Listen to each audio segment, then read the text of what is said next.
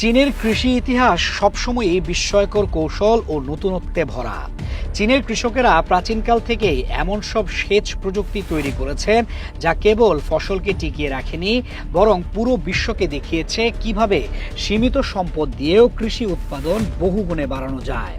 বিশ্বের অনেক দেশ যেখানে এখনও প্রথাগত পদ্ধতিতে জমি সেচ দেয়, সেখানে চীনারা পাহাড়ি খাল, টানেল ভিত্তিক পানি প্রবাহ, বিশাল সেচ খাল এবং আধুনিক পাম্পিং ব্যবস্থার সমন্বয় ঘটিয়েছে। চীনের দক্ষিণাঞ্চলের ধাপে ধাপে সাজানো ধান ক্ষেত এই কৌশলের সেরা উদাহরণ। পাহাড়ি ঢালে ধান চাষ করা সহজ কাজ নয়, কিন্তু কৃষকেরা এমনভাবে ধাপ তৈরি করেছেন যে বৃষ্টির পানি স্বাভাবিকভাবেই এক ধাপ থেকে আরেক ধাপে নেমে আসে এবং প্রতিটি ধান ক্ষেতে সঠিকভাবে পৌঁছে যায়। এতে পানি অপচয় হয় না এবং জমি সবসময় সিক্ত থাকে। চীনের উত্তরাঞ্চলে পানি সংকটের সমস্যা দীর্ঘদিনের। এখানে কৃষকেরা ব্যবহার করেন ভূগর্ভস্থ পানির আধুনিক পাম্পিং সিস্টেম এবং জলাধার সংরক্ষণ প্রযুক্তি। মরুভূমি বা শুষ্ক অঞ্চলেও এভাবে তারা বিপুল পরিমাণ ফসল ফলাচ্ছেন। উদাহরণ হিসেবে বলা যায় হেনান প্রদেশের বিশাল ভুট্টা ক্ষেত। এখানে কৃষকেরা টিউবওয়েল পাম্প, কৃত্রিম খাল এবং বৃষ্টির পানি ধরে রাখার ব্যবস্থা একসাথে ব্যবহার করে সেচ কার্যক্রম চালান। এতে ফসলের উৎপাদনশীলতা কয়েক গুণ বৃদ্ধি পেয়েছে। চীনের কৃষকরা শুধু প্রথাগত খাল বা পাম্পের ওপর নির্ভর করেননি। প্রযুক্তির অগ্রগতির সঙ্গে তাল মিলিয়ে তারা ডিপ ইরিগেশন এবং স্প্রিংকলার সেচ ব্যবস্থা চালু করেছেন।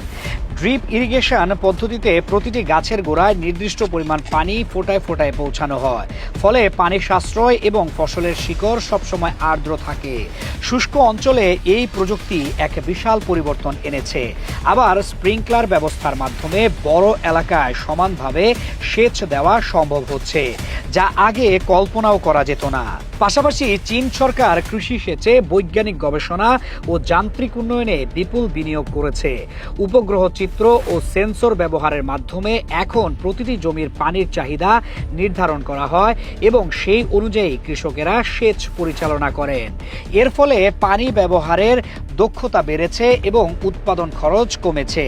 একই সাথে পানি সংকটগ্রস্ত অঞ্চলে কৃষি চালিয়ে যাওয়া সম্ভব হয়েছে। এই প্রযুক্তিগুলো শুধু চীনের খাদ্য নিরাপত্তাকেই নিশ্চিত করছে না, বরং বৈশ্বিক পর্যায়ে একটি মডেল হিসেবে দাঁড়িয়েছে। আফ্রিকা ও দক্ষিণ এশিয়ার অনেক দেশ ইতোমধ্যে চীনের সেচ ব্যবস্থা অনুকরণ করছে। চীনের কৃষকরা প্রমাণ করেছেন নতুন চিন্তা, বৈজ্ঞানিক কৌশল ও কঠোর পরিশ্রম থাকলে সীমিত সম্পদেও সর্বোচ্চ উৎপাদন সম্ভব। সবচেয়ে গুরুত্বপূর্ণ দিক হলো চীনের কৃষকেরা যেভাবে প্রতিটি ফোঁটা পানির সর্বোচ্চ ব্যবহার নিশ্চিত করেছেন, তা আজকের বিশ্বে প্রাণীর ক্রমবর্ধমান সংকট মোকাবেলায় একটি কার্যকর উদাহরণ। এই অভিজ্ঞতা প্রমাণ করে যে সঠিক পরিকল্পনা ও বৈজ্ঞানিক প্রযুক্তি ব্যবহার করলে শুধু খাদ্য নিরাপত্তাই নয়, টেকসই কৃষিও বাস্তবায়ন করা সম্ভব।